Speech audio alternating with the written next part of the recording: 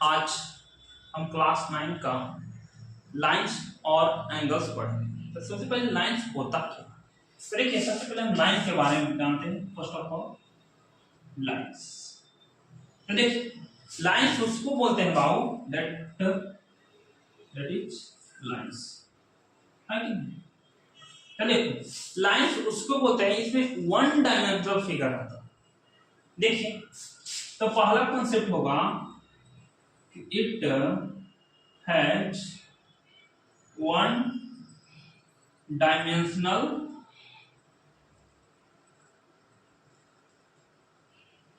Shape. ये जो है वन डायमेंशनल शेप रहेगा। अब सर वन डायमेंशनल होता क्या?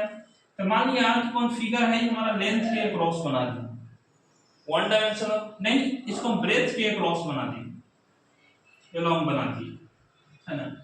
ई फिगर और ई फिगर दोनों हमारा वन डायमेंशनल फिगर है ना तो इसका फिक्स्ड एंडिंग पॉइंट रहता है। कोई भी ये इधर भी प्रोड्यूस होता है, राइट साइड में प्रोड्यूस होता है और लेफ्ट साइड में प्रोड्यूस कर सकते हैं। तो दूसरा कॉन्सेप्ट ये हो जाएगा भाई कि it has no end point. नहीं तो इसका कोनो एंड पॉइंट होता है ना। ये इधर भी प्रोड्यूस होता है लेफ्ट साइड में और राइट साइड में प्रोड्यूस हो सकता है। अगर इसका एंड पॉइंट हो जाता तो ये बन जाता हमारा लाइन सेगमेंट। अब भाई बात क्या है तीसरा कंसेप्ट। तो तीसरा concept it has infinite length. इसका कितना भी लेंथ हो सकता है, कितना बड़ा हो सकता है, इसका कोई फिक्स लेंथ नहीं होता है। तो तीसरा कंसेप्ट होए बाबू इट हैज इनफाइनाइट लेंथ, है ना। इसका लेंथ जो है इनफाइनाइट हो सकता है। मतलब एक मतलब क्या हुआ कि इधर भी प्रोड्यूस हो सकता है और इधर भी प्रोड्यूस हो सकता है। इसको एरो इस चलते मानते हैं कि ये हमारा राइट साइड में प्रोड्यूस हो सकता है लेंथ और लेफ्ट साइड में प्रोड्यूस होता है। That is called infinite length. इसका लेंथ कोई फिक्स नहीं रहता है और इसका एंड पॉइंट भी नहीं रहता। अगर इसका एंड पॉइंट होगा that is called line segment. तो समझ में आया लाइंस क्या होता है। आगे हम बताते हैं भाई लाइन सेगमेंट, तब फिर आते हैं एंगल के बारे में, है ना। एक पहला कॉन्सेप्ट था लाइंस, दूसरा हम बताते हैं लाइन सेगमेंट। लाइंस सेगमेंट देखिए आइए, तो लाइन सेगमेंट होता क्या? तो इसका जो है दो लाइन विच है it has two fixed point. बोल रहा है कि वैसा लाइन जिसका दो फिक्स्ड पॉइंट रहता है उसी को बोलते हैं लाइन सेगमेंट। मतलब लाइन सेगमेंट की अगर डिफाइन किया जाए दैट इज ए है और बी, है ना। तो ये हमारा जो होता है भाई इसका टू फिक्स पॉइंट है, वो ए है और बी है, that is called line segment. तो इसका कंसेप्ट होगा it has two fixed point, है ना। इसका जो है दो फिक्स पॉइंट रहता है ना। दिस फिगर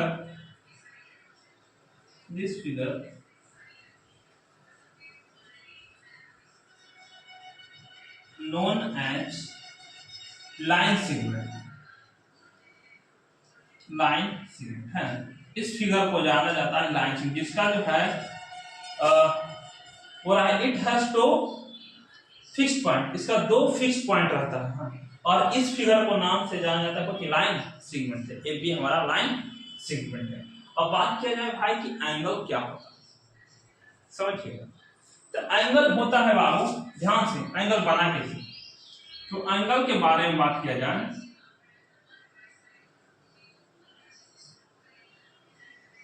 एंगल्स, है ना। तो एंगल्स कहता है कि एक पॉइंट से दो लाइन सेगमेंट ओरिजिनेट हो। हमारा कंसेप्ट समझिए, दैट इज पॉइंट्स एक इधर से हम ड्रॉ कर सकते हैं और एक इधर से ड्रॉ कर, दैट इज पॉइंट ए। एक पॉइंट से दो लाइन सेगमेंट ओरिजिनेट हुआ, एक हमारा ए बी हो गया, एक हो गया सी, ए सी।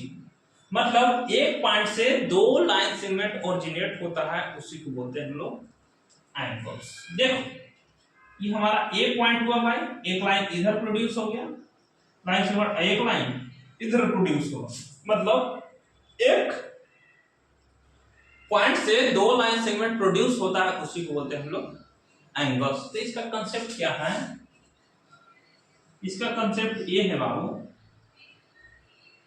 कि वन पॉइंट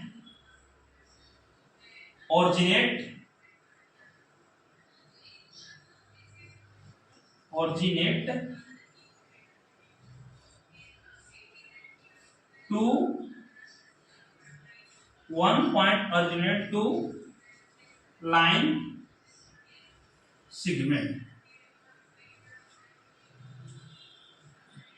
एक पॉइंट से दो लाइन सेगमेंट प्रोड्यूस होता है, उसी को बोलते हैं हम एंगल्स।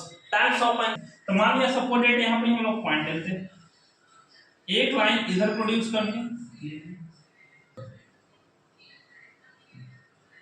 देखो यहाँ पर जो एंगल बन रहा है दैट इज, इसको हम बोलते हैं स्ट्रेट एंगल, है ना। तो एक पॉइंट से दो लाइन सेगमेंट प्रोड्यूस होता है, उसी को बोलते हैं हम लोग एंगल्स, है ना। तो फिर आगे हम बताते हैं एंगल्स के बारे में, है ना। अलग अलग angles, alternate, interior, exterior, supplementary angle, complementary angle, है ना, सब के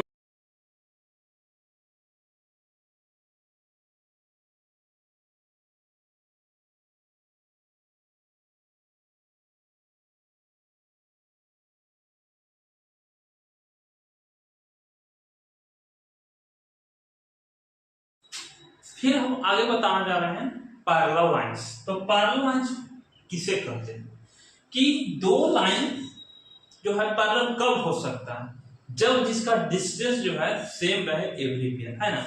तो two line said to be parallel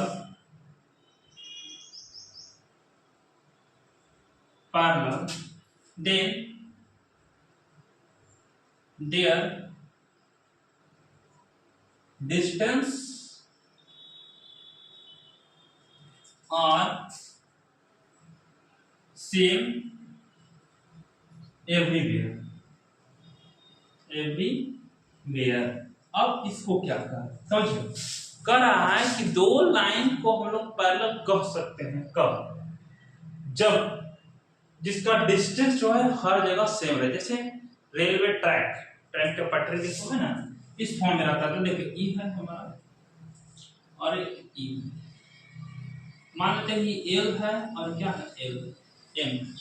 इसका डिस्टेंस यहाँ पर अगर मेजर किया जाए तो अगर 5 सेंटीमीटर है, और यहाँ पर भी मेजर किया जाए तो इसका भी 5 सेंटीमीटर है, और इसका एंड में भी मेजर किए हैं तो 5 सेंटीमीटर अगर होता पैरेलल, इस लाइन को बोलते हैं हम लोग पैरेलल लाइंस। तो देखो कह रहा है कि two line said to parallel कर सकते हैं, देन देयर तब सेम एवरीवेयर, तब उसका डिस्टेंस जो है हर जगह अगर सेम पैरेलल लाइंस। अब आगे पढ़ना है ट्रांसवर्सल लाइन क्या होता है। तो ट्रांसवर्सल लाइन क्या होता है, ध्यान से समझिएगा। ट्रांसवर्सल लाइन, ट्रांसवर्सल लाइंस, तो देखो ट्रांसवर्सल लाइन उसी को बोलते हैं कि दो पैरेलल लाइन को एक लाइन सेगमेंट कट करें। व्हेन टू पैरेलल लाइंस, है ना, कट वन लाइन सेगमेंट, जब दो पैरेलल लाइन को एक लाइन सेगमेंट, ट्रांसवर्सल लाइन, ध्यान से समझिएगा। तो इसका कहता है कि व्हेन टू इंटरसेक्ट रहे या कट रहे, दोनों को मतलब एक ही होता है। इंटरसेक्ट में भी काटना होता है, कट में भी काटना होता है। यहाँ पर इंटरसेक्ट लिखते हैं अच्छा लगता है। तो when two parallel line intersect है ना, intersect intersect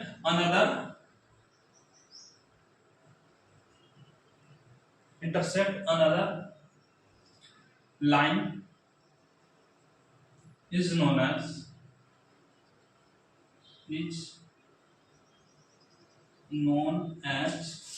transversal line. Transversal line. देखो क्या लिख रहा है कि जब दो पैरेलल लाइंस को कोई अनदर दूसरा लाइन क्या करता है, कट करता है, काट देता है ना, उसी को बोलते हैं हम लोग ट्रांसवर्सल लाइन। जैसे ये हमारा दो पैरेलल लाइंस है ना, एक जो है ट्रांसवर्सल लाइन इधर से काट दिया, या तो कौन से इधर से भी काट सकता है ना, कौन दिक्कत नहीं है ना। तो ये हमारा L जो है और M जो है पैरेलल लाइन है, और इसको मान लेते हैं जो कट कर है ट्रांसवर्सल लाइन। दो लाइन सेगमेंट जो है तो दूसरा लाइन जो है कट करता है, event two parallel line intersect, दो पैरेलल लाइन कर रहा है, दूसरा लाइन क्या करता है, ट्रांसवर्सल लाइन। इसको लिखने का हमारा पैरेलल लाइन, इसमें जो है हमारा कुछ एंगल्स भी क्रिएट होता है ना, कि ध्यान से, तो कॉम्प्लीमेंट्री एंगल उसी को बोलते हैं बाबू, कॉम्प्लीमेंट्री। तो देखिए जिसका दो एंगल का 90 डिग्री। अब तो सर इसको याद कैसे करें, ट्रिक बता और लिखने के लिए, सम ऑफ टू एंगल 90 डिग्री है ना, दो एंगल को कॉम्प्लीमेंट्री एंगल, दैट मींस एक लाइन ए है, ओ है, और क्या है, सी। तो जो इधर जो एंगल है जो बता रहे हैं, अगर हमारा दो एंगल 90 डिग्री मतलब angle A plus angle B, अगर ये दोनों का सम 90 हो जाता है उसको बोलते हैं हम लोग कंप्लीट है हमारा सप्लीमेंट्री एंगल, सप्लीमेंट्री।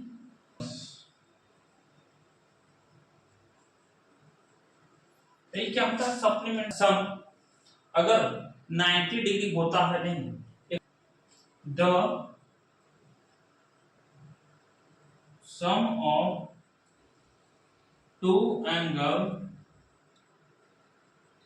180 डिग्री, मतलब दो एंगल है और दोनों का सम अगर उसी बोलते हैं सप्लीमेंट्री एंगल, मतलब angle A plus angle B बराबर हो गया 180 डिग्री है। आगे लेक्चर में हम बताते हैं फिर।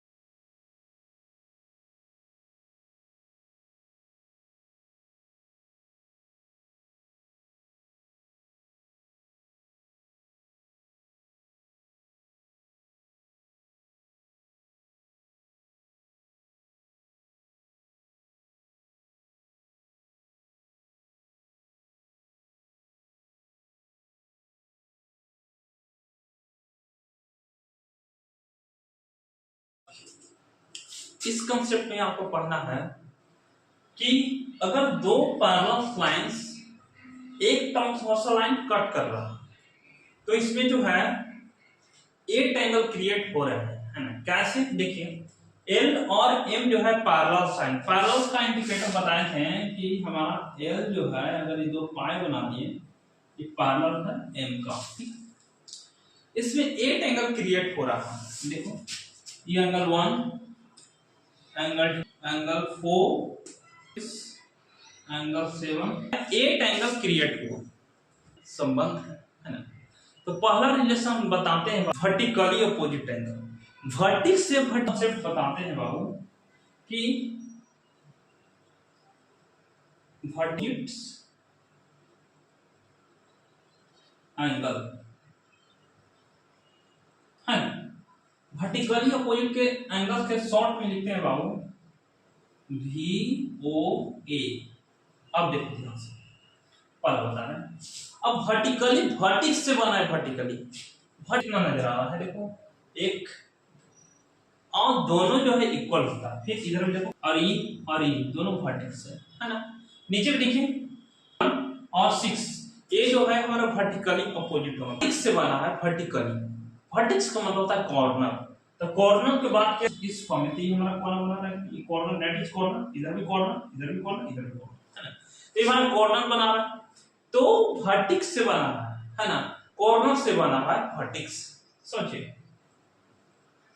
तो ये जो है इक्वल्स होते हैं, तो जैसे 1 जो है 4 के बराबर होता है, एंगल 1 इक्वल टू एंगल 4। देखो 1 एक वर्टिक्स है, 4 दोनों अपोजिट एंगल्स जो है बराबर होता है, वर्टिकली अपोजिट एंगल्स।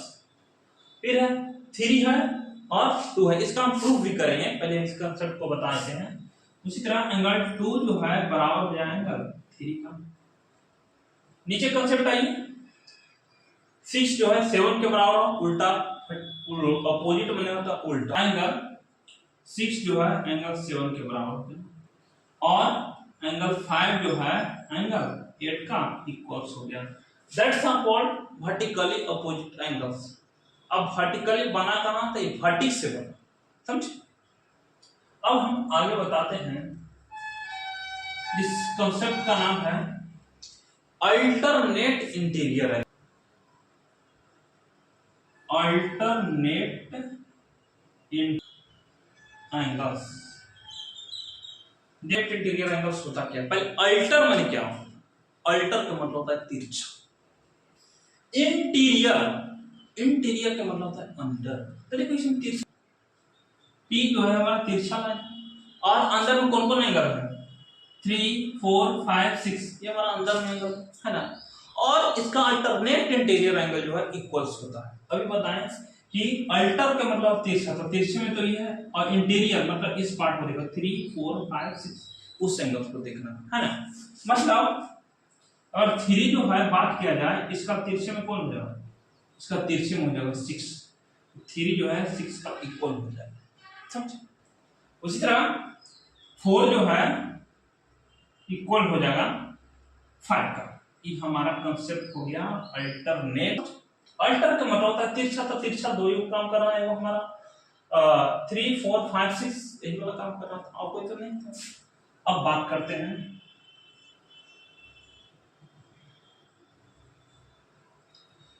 तीसरा, बात किया जाए बाबू, तो एक होता है करस्पॉन्डिंग, उसके पहले हम बताए थे आपको लीनियर पेयर्स, तब फिर करस्पॉन्डिंग बताते हैं। तो करस्पॉन्डिंग होता क्या है, करस्पॉन्डिंग एंगल्स,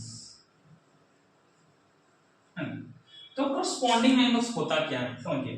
करस्पॉन्डिंग एंगल उसको बोलते हैं बाबू, जैसे क्रॉस से बना है, कटपुट से बना है, करस्पॉन्डिंग है ना। क्रॉस मतलब होता है कटते के नपी है कि नहीं, क्रॉस का मतलब होता है कटपुट, तो कटपुट के जगह यहाँ पर ये पूरा ये जो सिस्टम बना है, यहाँ पे तो कटपुट है पूरा, इसको अगर देखा जाए तो कटपुट के फॉर्म है ना, और ये नीचे भी कटपुट के फॉर्म में है। तो करस्पॉन्डिंग का मतलब होता है जहां पर क्रॉस कटा हुआ रहता है, वो है बड़ी बात। तो चलिए देखिए इसी कंसेप्ट को यूज करते हैं, है ना। द क्रॉस तो 3 4 1 2 3 4 5 6 7 8 9 10 ऊपर हो गया हमारा 1 2 3 4 वो करस्पॉन्डिंग में है क्रॉस क्रॉस में, और 5 6 7 8 ये भी हमारा क्रॉस में है ना। तो करस्पॉन्डिंग एंगल होता क्या है कि एक अंदर वाला एंगल एक बाहर वाला एंगल लेना है। देखिए तो ये एंगल 1 जो है एंगल 5 के बराबर है ना। करस्पॉन्डिंग मतलब ऊपर भी क्रॉस में है नीचे भी क्रॉस में, मतलब इसमें रूल होता है कि बाहर वाला एक अंदर वाला, मतलब एंगल 1 इक्वल टू एंगल 5। और उसी तरह बात किया जाए तो एंगल 2 जो है किसके बराबर हो जाएगा 6 का, तो एंगल 2 इक्वल टू एंगल 6। और हो सकता है देखिए, और हो सकता है क्या, ये 3 जो है ये एक हम लिए हैं अंदर वाला एंगल, तो बाहर वाला एंगल होगा 7, तो एंगल 3 जो है इक्वल हो जाएगा एंगल 7 है। फिर 4 जो है 8 के बराबर हो जाएगा, तो एंगल 4 जो है बराबर हो जाएगा एंगल 8 का। ये हमारा करस्पॉन्डिंग एंगल्स का रूल हुआ। और तीन कंसेप्ट पता है, 4 नंबर कंसेप्ट बताया को इंटीरियर एंगल्स, कंसेक्यूटिव से बना है को इंटीरियर एंगल्स। तो इसका जो है इंटीरियर का मतलब होता है अंदर, समझिए। तो 4 नंबर कंसेप्ट है हमारा को इंटीरियर एंगल्स। चलो तो को इंटीरियर एंगल्स होता क्या है, इंटीरियर मतलब अंदर में, तो अंदर में तो यही वाला है पार्ट, तो इसका सम जो होता है 180 होता है, मतलब 3 + 5, तो एंगल 3 + एंगल 5 इक्वल टू होगा 180। ये रूल होता है को इंटीरियर एंगल्स का। फिर अंदर कौन है एंगल 4 और 6, एंगल 4 + एंगल 6 इक्वल टू होता है 180। ये हमारा को इंटीरियर एंगल का रूल लगा। फिर आगे होता है बहुत अच्छा कॉन्सेप्ट बताने जा रहे हैं, इसको लीनियर पेयर बोलते हैं, है ना। तो 5 लीनियर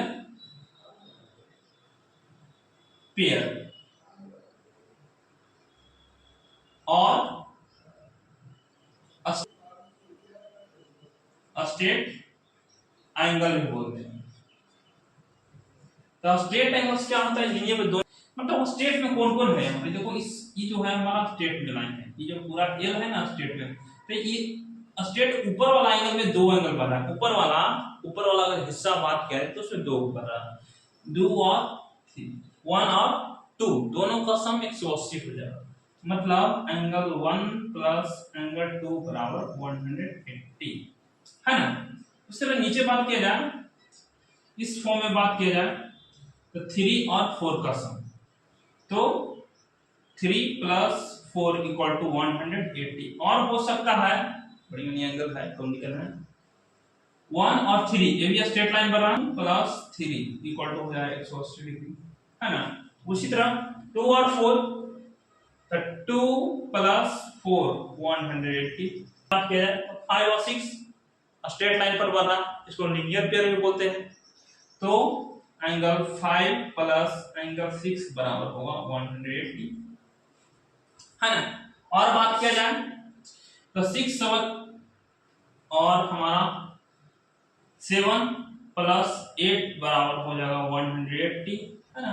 बहुत बड़ी एंगल है, ये नहीं एक लाइन पर बना, तो 6 + 7 सॉरी 5 + एंगल 7 180 ये भी हो जाएगा। और बात किया जाए तो 6 + 8 ये भी हमारा 180 हो जाएगा, तो 6 + 8 बराबर 180। तो इसमें क्या बोलता है, लीनियर पेयर में क्या बोलता है कि स्ट्रेट एंगल्स है ना, इसको स्ट्रेट जिसका सम जो है हमारा कितना होता है 180। फिर हम अगला लेक्चर में बताएंगे कि how can solve the problems linear equation sorry lines and angles पर कैसे हम लोग सॉल्व करेंगे, उस पर कुछ क्वेश्चन भी करेंगे है ना। और जो भी क्वेश्चन रहेगा उसको हम लोग